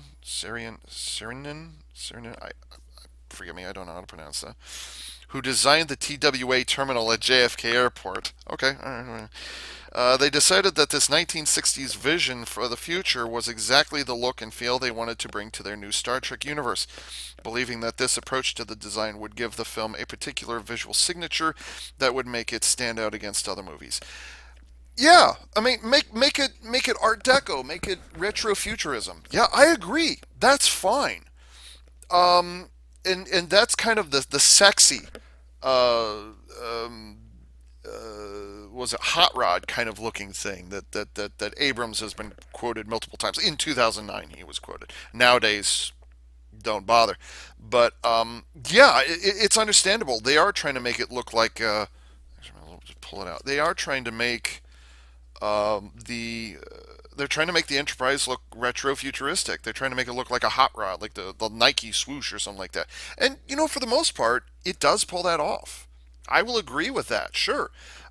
There's it might not be quite the way I would have done it, but I'm not entirely disagreeing with what's happening here. And you remember I said earlier it was like Ryan Church was trying to make us focus on the saucer and the nacelles, but less so on the what's this called? The engineering hull. I'm blanking. It's understandable what they're saying here and what they're aiming for. Yeah, it does have kind of an Art Deco look to it. And that makes sense. It does. The function over form appearance of the TOS Enterprise is kind of lost. So it's understandable that they would go for slightly more, slightly nothing. They went for a more stylistic approach to it. That does make sense. I can, of all the hypocrisy that Abrams and Bad Robot have been known for in the last now 9 years, thanks largely in part to what how they fucked up 2009. They fucked up Into Dankness, and then they turned around and fucked up Star Wars as well. A couple of years after that. I can agree with what this is saying just right here in this one line. Um, they decided that this 1960s vision for the future was exactly the new look and feel they wanted to bring to their new Star Trek universe, believing that this approach to the design would give the film a particular visual signature that would make it stand out against other movies. I agree with that. I absolutely agree with that. That's fine. The concept is there. It's what they ultimately did with it. That's where the problem is. And then they also covered it up with camera shake and lens flare and Dutch angles. Dutch angle camera shake. Let me get some lens flare. We're gonna do this. Okay, so lens flare, Dutch angles, camera shake. Yeah, wave to the future, everybody. Woohoo! Fuck you, Bad Robot. Fuck you. Whoa.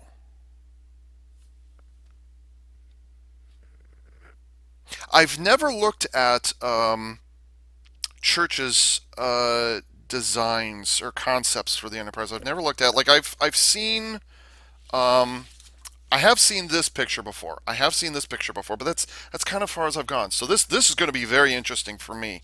I just hope it doesn't delve into like storyline and casting and bullshittery like it did with the XL Enterprise, NX one. So yeah, I've never seen his concept stuff, so this is juicy to me. The first person to work on concepts for the new version of the Enterprise was Tim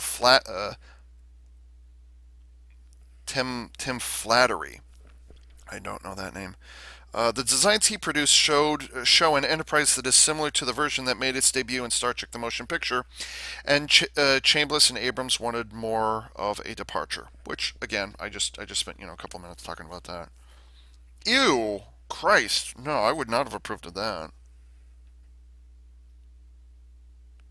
Yeah, it's like they took TMP Enterprise and this guy, what's his name, Tim Flattery, and they took the nacelles of the TOS Enterprise, stuck it on there, and then covered up the outside of the Bussard collectors. Ew. Oh, and then there's this swoop, the pylons, the wings or whatever it is. The pylons, they get bigger and bigger and bigger, just like on the TMP, but they're curved. Really weird. It's like the Nike swoosh. They actually curve backwards. Like as they get bigger, they curve outwards. And I don't like that. That looks even more fragile than what they did in Star Trek Beyond. Oh God, I wonder if Sean Hargreaves was inspired by that. Oh, oh no no no no no! Oh my God, no. The task of designing the Enterprise was handed on to Ryan Church, who soon settled on a version that had the same basic layout as Matt Jeffrey's original, but where many of the details had been exaggerated. I can see that, yeah. Whew. That's neat. I love this one concept picture here. This is radical, and I mean that like radical. Let's see, radical. I love this. That is neat, but it's got a hole in the pylon and it's got a hole in the neck. That's an interesting way of going about it. And these are both Ryan Church, by the way. So this is his signature. His blurred out, not his blurred. That's his signature right there and there. So these are Ryan Church's concepts. Wow, I like that. Although this huge bulb on the front, I'm glad they changed that. Ugh, I'm glad they changed that. Ryan Church continued to produce concept drawings even after ILM started work on the ship. What? Whatever.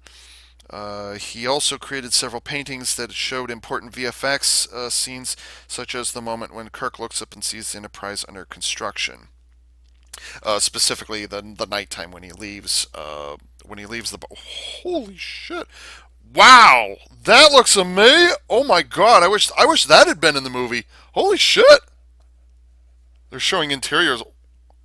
Okay, um, they're okay. Oh my God, that is whoa! The Enterprise's interiors were designed at the same time as the ship's exterior, with Ryan Church once again producing concept artwork, though in this case he was joined by Andrew Reeder, who worked on the design of the bridge and the corridors and would contribute to warp core when the team returned to make Star Trek Into Dankness. Sorry, I said that wrong. Chambliss was delighted with the results and described the interiors as looking good and feeling good to work in. Quote, the detail of the design was so thorough that each character could only feel pride being a member of the team on that ship. The center of the engine core, or yeah, the engine core that appears in Into Darkness. There's a picture of it right here. So apparently, they had that concept and saved it. They had the concept for the 2009 movie and they saved it for Into Darkness because I recognized it almost immediately. Look at this bridge design. Look at this. I can't believe what I'm looking at. Oh, I gotta kill that glare. Look at that. Oh my God, that's gorgeous. It's like looking at a seashell or something like that. I wish they had done that. And there, you can't really see it here on the. I can't see it on the camera angle, but there's targeting displays here, and shit. There's like a big round monitor right here, and there's a big round monitor here, but then there's this huge kind of oval shaped thing. It's like somebody took what was his name? Andrew Probert is the guy who designed the TMP Enterprise, the refit version for the motion picture. It's like somebody took that and added a bunch of 1960s Art Deco to it. That is beautiful work. Ryan Church, or rather Jar Jar, why didn't you go with that? Actually, in a strange way, this kind of reminds me of there was a television series. Was it NBC television? I think it was NBC. NBC had a television series in the late 1990s. It was called Sequest DSV. DSV meaning Deep Submergence Vessel, which was basically just a remake. I mean, nowadays we would call it a remake, but it was basically a remake of Voyage to the Bottom of the Sea, which was filmed in black and white way back in the day. So, anyways, if you ever watched Sequest DSV, in either the first or second season, the bridge of the Sequest, the giant, almost 1 mile long Sequest, looks very similar to this. God, I wish they'd put that in the 2009 movie. That looks fantastic. I love that. Now the lighting, obviously here, because wow, that is wow. I wish they'd done that.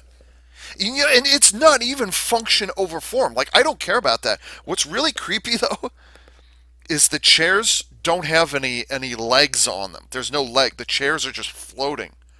God, I wish they had done that. Oh, I'm pissed off. As opposed to that goddamn Apple iStore or whatever the fuck it is. They did that, and I'm like, huh. Once Chambliss and Abrams were happy with Ryan Church's approach to the design, his concept paintings his concept painting was sent over to ILM, who would be responsible for filling in all the details. They started by making a simple computer model and then looked for ways of adding details and making it consistent with earlier enterprises. Yeah, yeah, fair enough. ILM looked at every aspect of the ship from the size and shape of the different elements to the details that covered the surfaces. Yeah. At one point, Alex Yeager suggested that they should consider giving the Enterprise much heavier panel lines that would have made it look chunkier and give more sense of scale. ILM produced these drawings, but the team decided to take a different approach. Yeah, I can understand that. Actually, in a weird way, it kind of has like a concept for STD kind of aesthetic to it. The way the hull patterns, because the the Aztec pattern is not present here. It's actually very blocky looking, wide swaths of panel linings and such. So I'm not entirely thrilled with that. So I'm glad they gave up on that. That would have.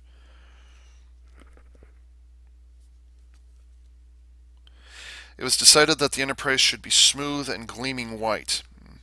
A subtle Aztec pattern was added to the surface to create a sense of scale. Which, yeah, that's what you're supposed to do. And they knew that all the way back in 1979, 78, when they made when Andrew Probert and actually it wasn't Industrial Light and Magic. Who was it? I think it was Apogee. Yeah, I think it was Apogee Studios or whatever, or not studios, but Apogee Effects. They produced all the special effects for Star Trek: The Motion Picture. They were smart. The model makers at the time, they were smart enough to know that if you add those panel details, if you really detail the shit out of this thing, um, even though the model was the same size as the TOS model, filming model, they detailed the shit out of it because it would just look a lot better, and you would have that sense of scale. And you do that by you put a tiny little, if you show a tiny little human right next to the huge ship as it's going past in dry dock, then that is a really good scale comparison. But then if you show that, which then later in the movie, as the Enterprise is doing the flyover of Vizier, you see V'ger fills the screen, and you've got that tiny pixels wide Enterprise just kind of going across the screen. You know how fucking huge V'ger is, and then you also know by extension how fucking huge the Enterprise is. Aztec pattern, portholes, putting the bridge at the top of the saucer section always. Those are crucial key details, and even the location of the shuttle bay at the back. Those are crucial details that subconsciously tells the audience, okay, this is how big this fantasy ship is. And so they're absolutely correct in pointing out a subtle Aztec pattern was added to the surface to create a sense of scale. They're absolutely correct. They are correct. No detail was too small for ILM, who took care to add familiar elements such as an RCS thrusters that had features on earlier ships. Yeah, yeah. Oh, interesting. Some details were moved to new positions. For example, the registry was added to the underside of the engineering hull. The designs continued to evolve, and this wasn't present in Into Dankness. Yeah, that's what I was talking about earlier. One of the details, because previously with the TOS Enterprise, you would have the hull number, or you'd have the registry number there and there, but for the Churchprise, they removed it from here and they put it under here, which then Eaglemoss completely forgot to put on their final replica. Just saying. So yeah, that was. So yeah, they're talking about that. They moved it. So, that does make sense to a degree. It does. One of the ideas that could be seen in Ryan Church's concept artwork was that the nacelles would light up in some way. Exactly how would be left to ILM. Whoa. Oh shit! That this concept art, the Enterprise is fighting against the Narada, which you don't. This is a concept art. But what's creepy is that the nacelles are semi-transparent orange. Ew. And you can see the ribbing on the interior. So it's like if you take a piece of plastic, if you have a toy or whatever it is and it has an LED on the interior, you turn the LED on and it bleeds through on the plastic. That's what it looks like here. The nacelles, it's not that there are grills or deliberate lights, but rather the light is shining through the hull. Gross. Ew. That's an organic. That's a techno-organic kind of thing. Oh shit! I made a Beast Machines reference. I'm so sorry. Yeah. The VFX team looked at. Oh, one of the things that the ILM. I'm sorry. One of the things that ILM put a lot of work into was the design of the warp nacelles, and they refined. Oh, that's neat. And they refined the design of both the front and the back.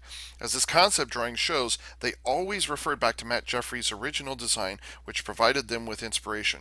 Yeah, yeah, they should. And what's interesting here is they show the concept art of the Churchprise, but then they've got photographs of TOS Enterprise there and there. So that's the original 10-foot film. Was it 8 or 10? I think it was 10-foot filming model. The TOS Enterprise right there. So it's nice that they reference that.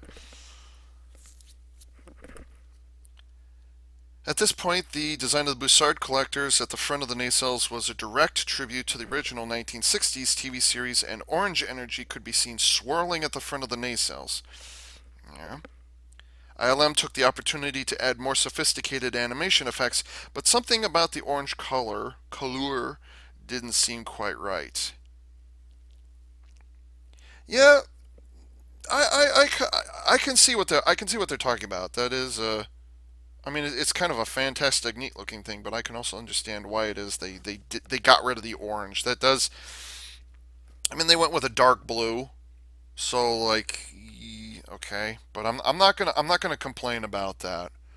Um, because really, on the big screen, those big orange domes, they kind of mess with your eye. Believe it or not, they actually mess with your eyes. They mess around with your head. So removing the orange for the big screen, yes, that does kind of sort of make sense. It does. Something about color palettes and the way they work in live action versus animation, something like that. Oh, you remember how earlier I was talking about how Eaglemoss did not paint the center of the Bussard collectors? There's a line that goes down the center of each of them. Well, look at this. And here's what I was just right. Here's the orange. You can see on the orange, there's that line going right down the center of the Bussard collector. And here it is over here. It's not lit, but you can see there's the line there. There's the line there running down the center. That's what the Eaglemoss replica should have, but doesn't. I can understand it on the standard size, 4 inch long Churchprise. I can understand that because that would be justifiably too small. They can't get a paintbrush in there, whatever. But for the XL version, no, that's inexcusable because I've seen them. I saw them do it on the Kelvin, and I saw them do it on the. Actually, the Kelvin's the only example I've got. Anyways, so yeah, the VFX team looked at several different ways of having the nacelles light up when the ship was traveling at warp. Yeah, yeah. More than a half dozen designs were produced that showed different ways that the rear of the nacelles could come to life. The final solution was to animate part of the nacelles. Yeah, yeah, that's true. Which they did they even acknowledge it on here, or is it just all smooth and shit? Which they've got deliberate panel lines that they painted in. I want to see if they. No, they did not paint those in. Grr. So what they're referring to is a new feature for the 2009 where these fins back here on the top of the nacelles, they actually extend upwards in pairs, in sets of, I think it's like sets of 3 or 4. They actually extend upwards a little bit, and they reveal some energies or whatever it is on the inside. It's there in the final movie, and they're showing it right here. So I'm glad they're talking about that. Yeah. Oh, the shuttle bay. Oh, oh, they talked about the shuttle bay. I love it. The shuttle bay ended up having a profound influence on the size of the ship as a whole, which is something that I was talking about earlier on. I was like, God, look how big the Churchprise is because of how many levels there are on it. The Enterprise was originally intended to be much the same length as the original TV series version. I didn't know that. But this made the shuttle seem disconcertingly large, so the size of the ship was doubled. Huh. That's interesting. So I guess they were concerned about when I was saying earlier that the shuttle bay was huge because you could put like 10 or 12 shuttles in there of different types. And like, and I said it emphasizes how big the Enterprise really is. Well, they're talking about it right here. Basically, they're saying that, putting only 1 or 2 in there, you basically squeeze those huge shuttles into a really, really small shuttle bay. And they're saying right here, in so many words, they're saying that they couldn't do it. They needed more room. And so, in order to get more shuttles, different types of shuttles in there, ultimately, they had to increase the size of the ship. That's not bad. That's not a bad thing. And in fact, I would almost say kind of the strange thing about it is the Art Deco look that I was talking that both the magazine and I was talking about earlier. The shuttle bay is really tiny, and one of the things they could have done is that this swoop right here, whatever it is, I've got the light turned off, and you could turn it back on. This swoop right here, they could have extended it further back and given themselves more room. And that's actually one of the things that the TMP Enterprise had a huge shuttle bay compared to the original series, huge shuttle bay, and they did that by moving the pylons. The base of the pylons, they took the pylons, moved them forwards, and then had them angled backwards. So that way they were able to keep the size of the ship and the location of things kind of relatively the same, but give themselves more room to work with inside of the shuttle bay.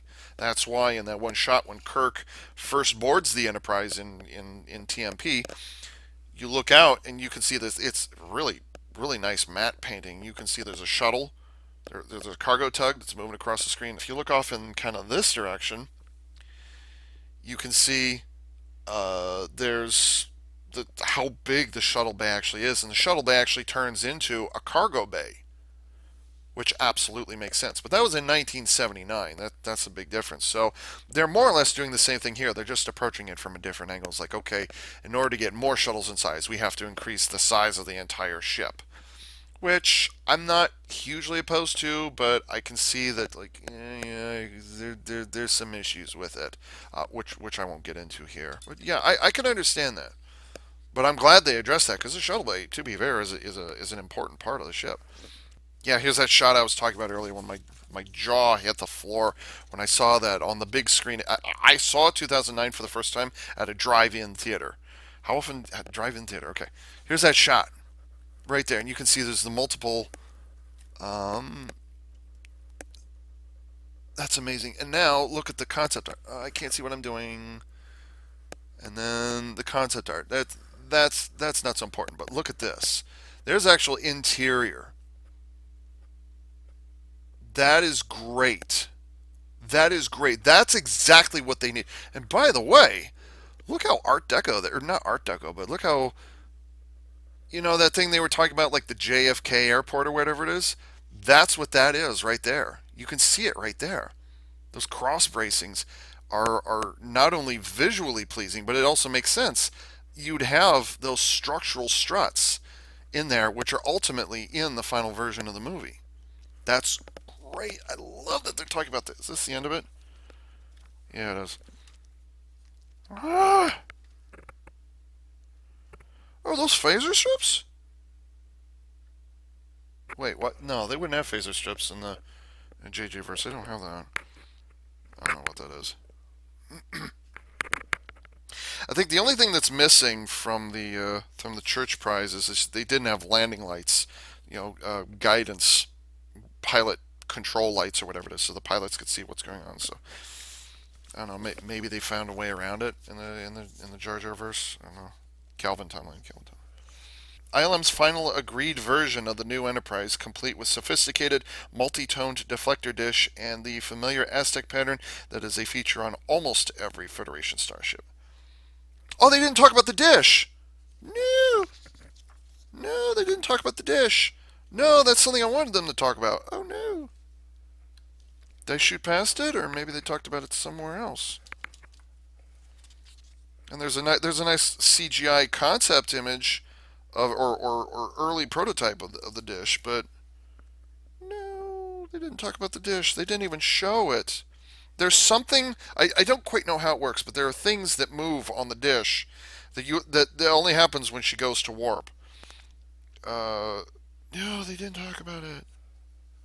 Darn, I wanted them to talk about the navigational dish, which they don't. Grr.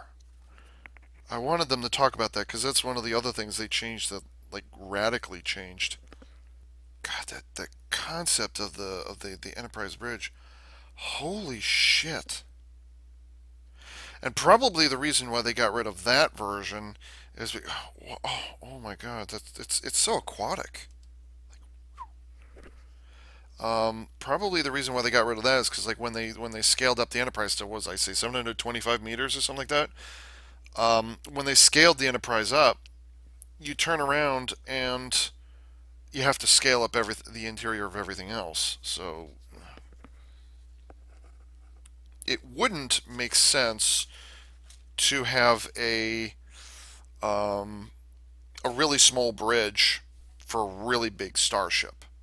So if you double the size of the ship, you're going to have a lot more people working around. So much as I dislike the Apple Store aesthetic of the bridge, it does make sense that you'd have um, a lot more boots on the ground, as it were. You'd need a lot more mouths to feed on the bridge there. Ew, whew. Like they should have kept that bridge and put it on that thing because that's just bad. Oh, that's bad. I'm glad that's only a concept and not what they ended up with. Damn, they didn't talk about the dish. Ah, that upsets me. Yeah, they didn't. They did not paint the domes on the top and bottom of the saucer. That's pissing me off. Now that I recognize it, like, yeah, okay, yeah, now I'm pissed. Those are kind of important things. I see what they were going for. The Art Deco and the 1960s. I guess it's called retrofuturism thing. Like I understand what they're trying to say. Absolutely, and I think for the most part they carried it off. They executed it pretty well here. It's just that A, it happened on Jar Jar Abrams' watch, and B, nacelles are too close together and the neck starts too far back. I suppose another argument can be made that the engineering hall, the diameter is too narrow. Like it should have been slightly larger, and it's also I still this point here should have been like out here and then curve backward, but I can understand why it's shaped like that. I can understand that. So it's supposed to look like a hot rod. The Enterprise is like a hot rod. For the most part, I think they carried it off. Oh god, this one video alone is going to be over an hour long. I can feel it. Yeah, the magazine alone have been 42 minutes and change.